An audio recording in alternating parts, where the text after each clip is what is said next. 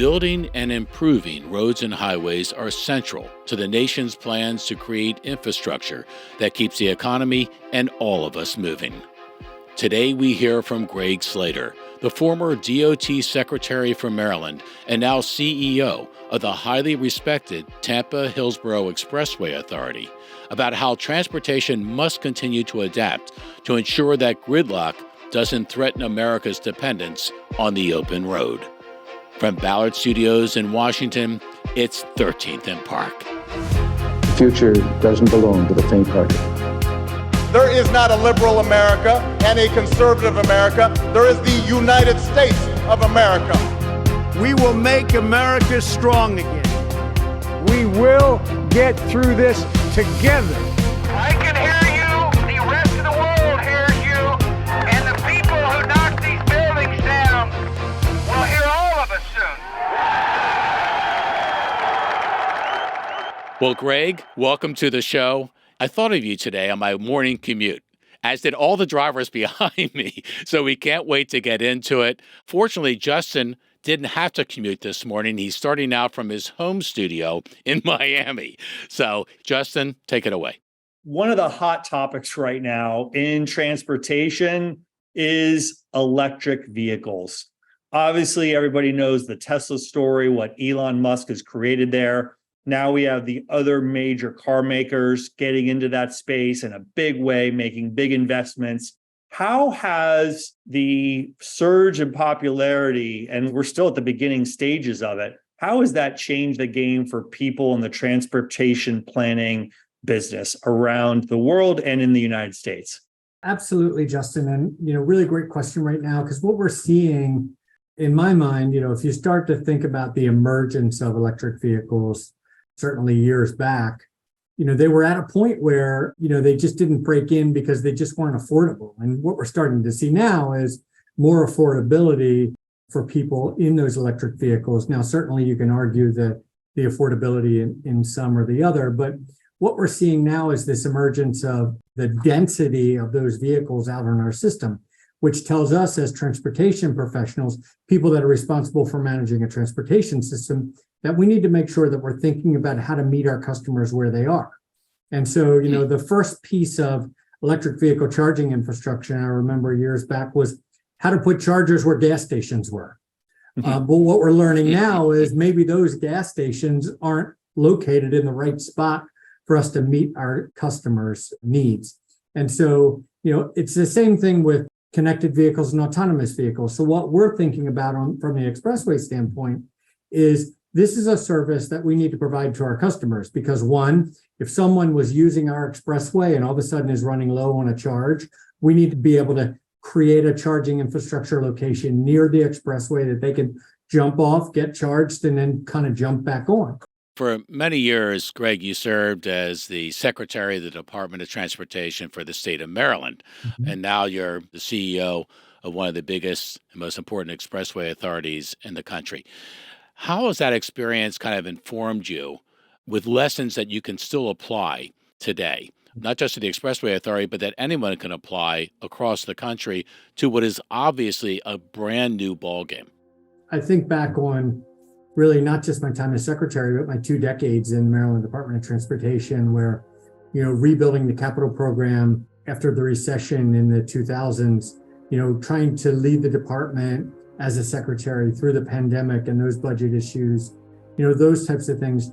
What it has really shown me, especially Maryland, because Maryland is one of those unique departments that had everything from the Port of Baltimore to BWI Thurgood Marshall Airport to the rail systems in Baltimore and transit systems and bus systems, being involved in DC and all of that. It really created that door-to-door perspective. And that's what has kind of brought me here is learning, making sure that you're stretching every dollar that we have, which is what I learned working in a state DOT, but also thinking about that, whether it's goods or whether it's people movement, door-to-door perspective. We certainly have a spot to fill in the middle of the expressway with someone's trip, but I need to be thinking about where they're leaving and where they're going, or where those goods are leaving from and where those goods are going, because we may be just one part of that trip, but it's responsibility for us to think about that door-to-door perspective which forces us to really engage with our partners that really are responsible for the surrounding system, Right. whether it's Port Tampa Bay, whether it's Tampa International Airport, whether it's the city of Tampa, Hillsborough County, or FDOT in managing that system around us. It's really important for us to engage and work together. One of the rare bipartisan achievements in Washington and the last couple of years during the Biden administration was the bipartisan infrastructure legislation, a substantial investment in American infrastructure. And with that investment, I guess I'm curious, one, what impact do you think that's going to have? Do you think that the federal red tape that comes along with those dollars will be a hindrance at all to it being effectively spent? And really being able to spend it meaningfully. It was really, really important piece of legislation. But at the same time, you're dealing with a lot of inflationary factors. You're dealing with market changes, which has really changed the buying power of those dollars a little bit. But it really came down to a couple of different funding sources. First and foremost, those formula dollars that went straight to state DOTs. Those are really important because they allow state DOTs to kind of project out and plan and make investments when they need to be made. But then there's the discretionary side of that, which is really kind of focused on the community and the real needs that are out there, regardless of whether it's a state DOT or a local or a county government or even a private partner. But when you think about, the red tape conversation, it's really about partnerships.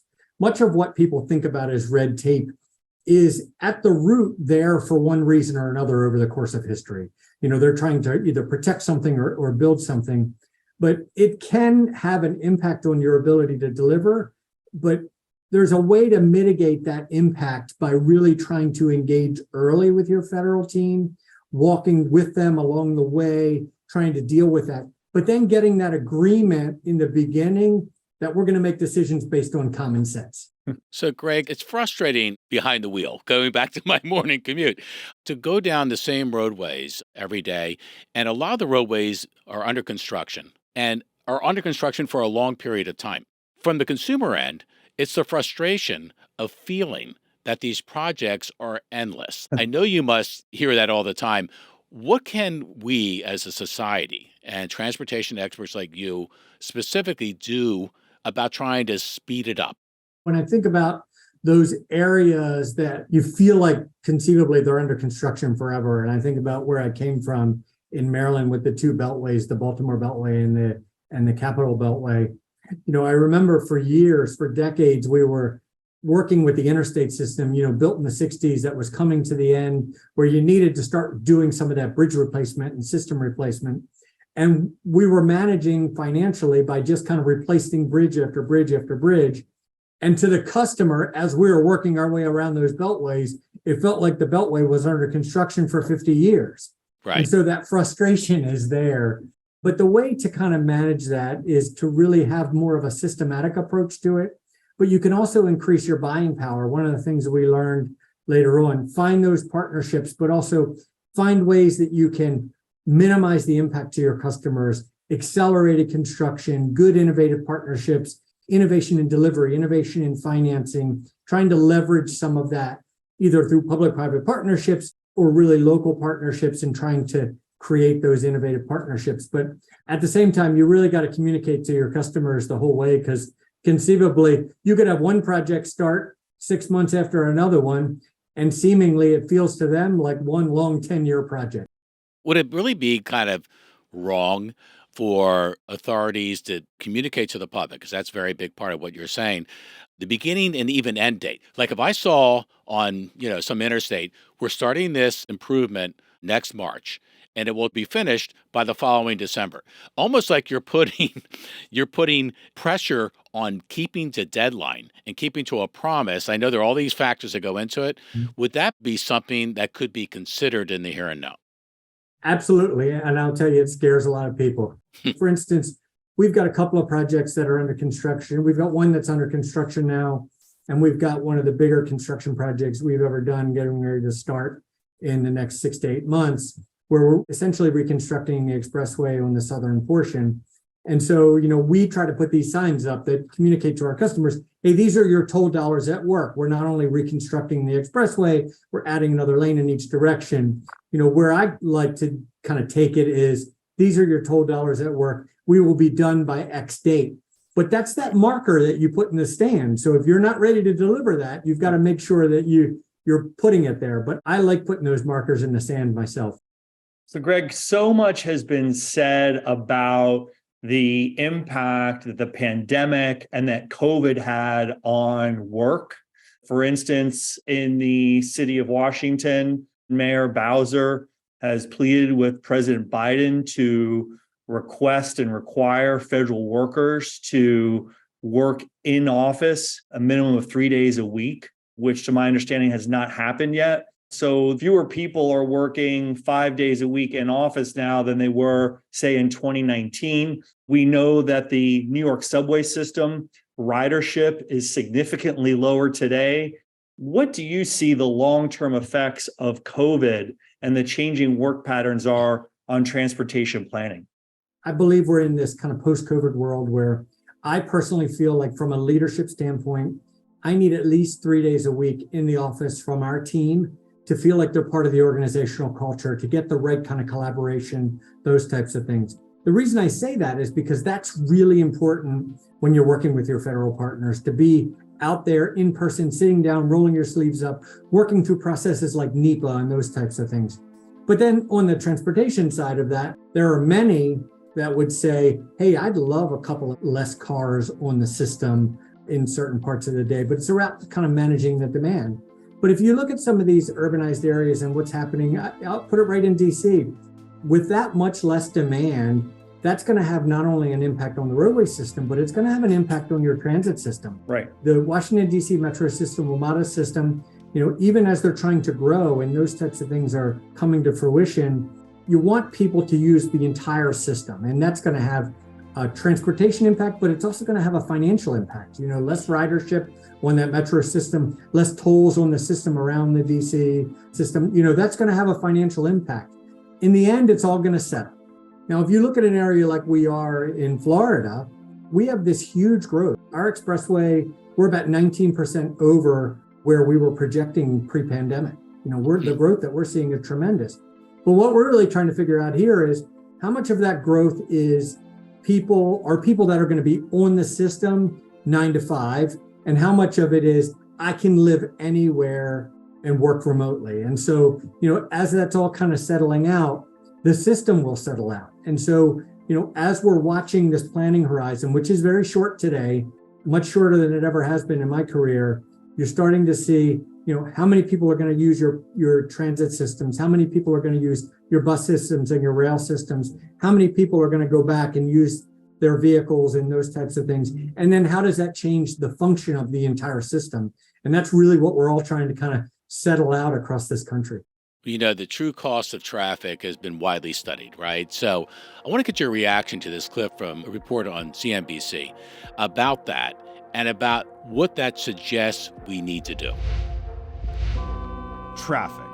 After receding for years during the global pandemic, it is returning to cities, small and large, around the United States. Debates over what to do about it never ended. The average American driver lost 51 hours and $869 in valued time by sitting in traffic in 2022.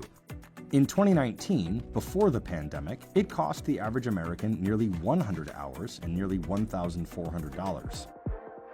100 hours, Greg, right? You're talking about 4 days of your life, right? And just the cost of that.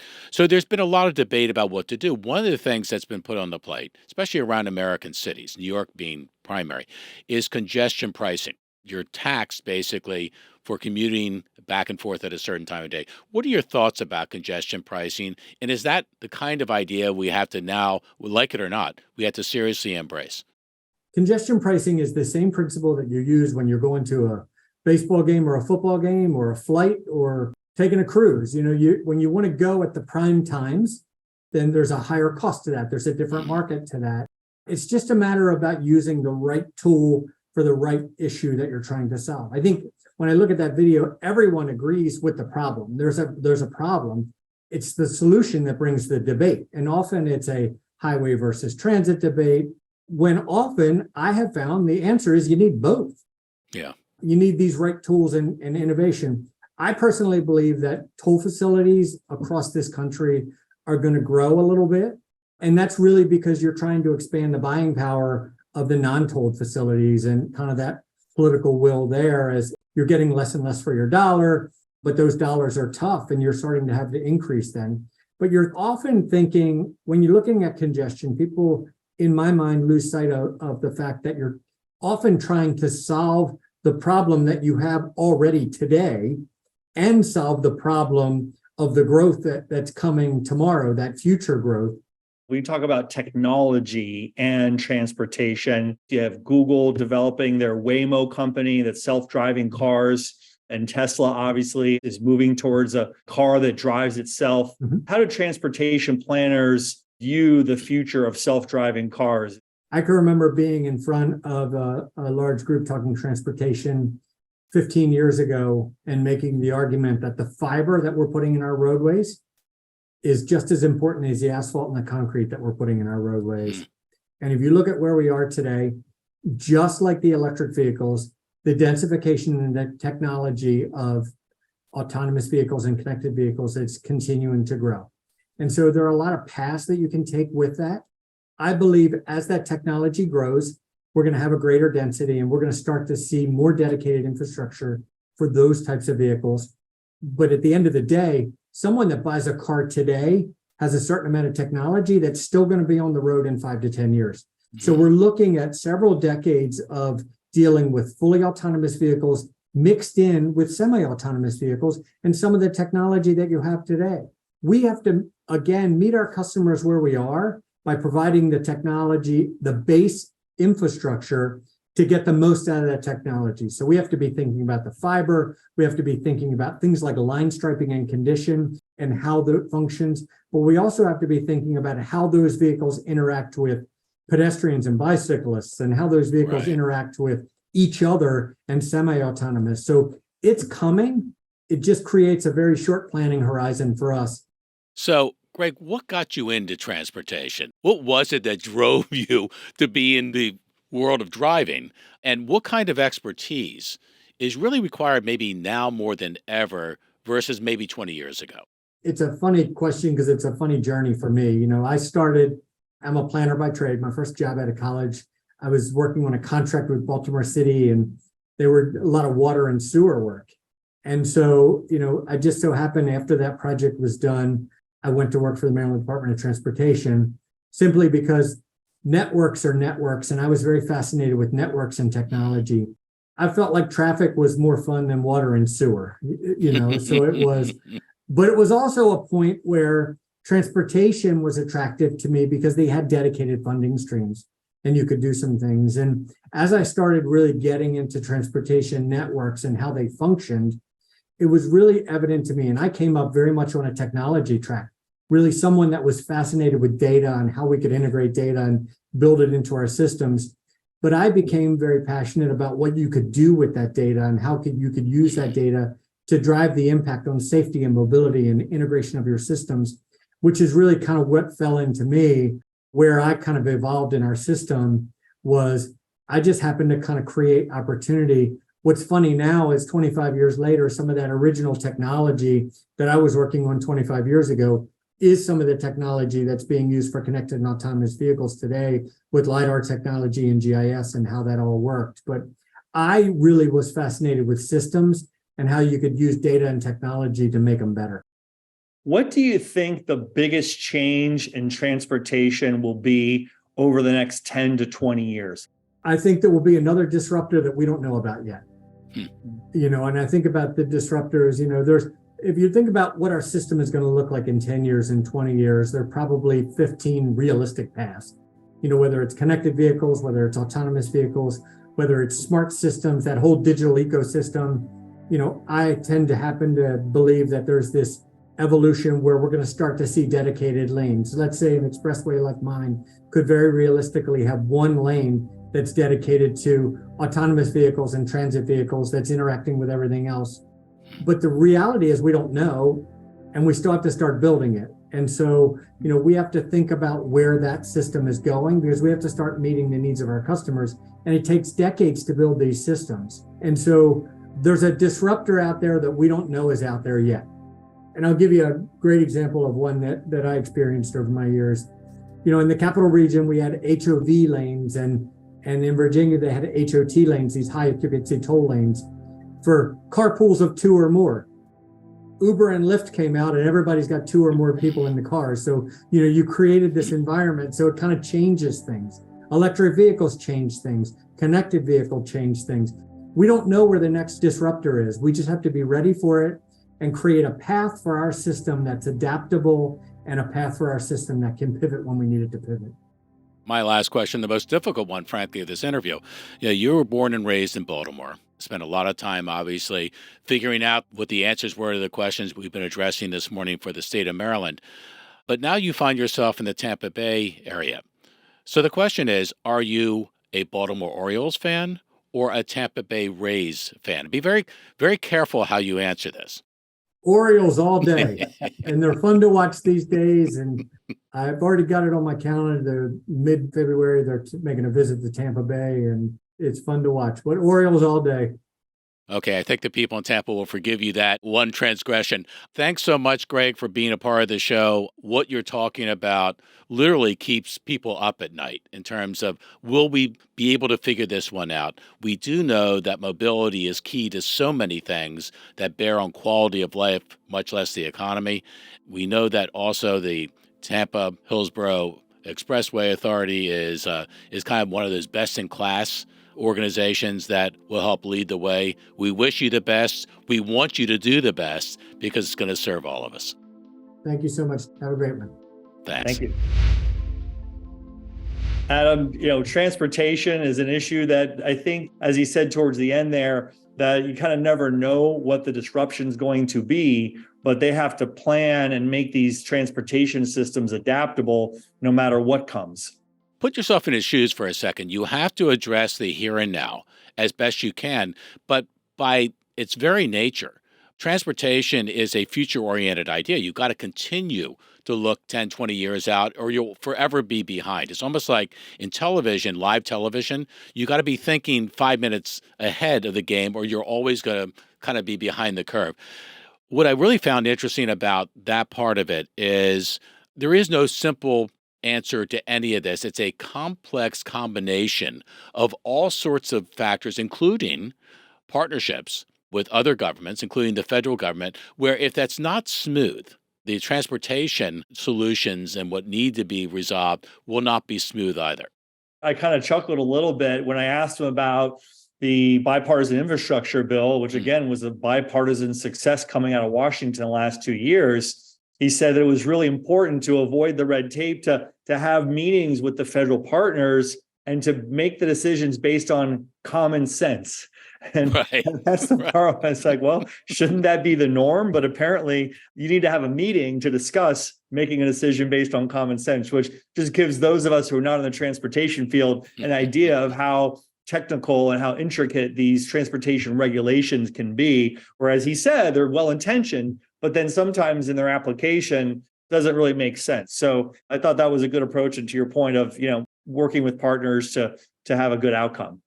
Think about this too, because I hadn't thought about this, point to point. So when you're planning on transportation, and say at that point, Greg was in Maryland, right? And now in Tampa, you've got to think about how everything connects, right? So you can't just think for yourself, because at some point, the customers you're serving are going to be negatively impacted if you do. So if you go across to different jurisdictions, you go across state lines, and certainly it must be very complex when you go from the Maryland or Virginia suburbs into D.C., you've got to do it as partners or else it won't work, because at some point along the route, it kind of gums up. Another thing I thought was interesting was just asking about the future and what it's going to look like. He said, we really don't know what the disruptors are going to be, but obviously we talked about electric vehicles. We talked about self-driving cars. My own personal transportation, I ditched my car about 1.5 years ago. I'm carless. I either walk or take public transportation or take Uber. And I think that ultimately is going to be the way of the future. I've done some work with Google on their self-driving cars. And one of the Google engineers said to me, and I've never forgot it, that most cars are basically not being used about 80 to 90% of the time. Right. It's a very small percentage of those 24 hours. Maybe it's 3 hours, maybe it's 2 hours some days. So you have anywhere between 20, 21 hours that a car, which is an expensive, costly asset, is not being used. And from my perspective, I think in the future, there's going to be more of a trend towards transportation as a service, like the same way our music. I used to buy albums, I used to buy cassettes, I used to buy Apple Music, I used to buy the songs. I haven't bought a song in many years. I just use music as a service, and I subscribe to Spotify and Apple Music to get my music. And I think transportation will go in the same direction. Did you think I was nuts when I said, wouldn't it be great to see a sign on a highway that's under construction saying, we're beginning on this day and we're going to end on that day?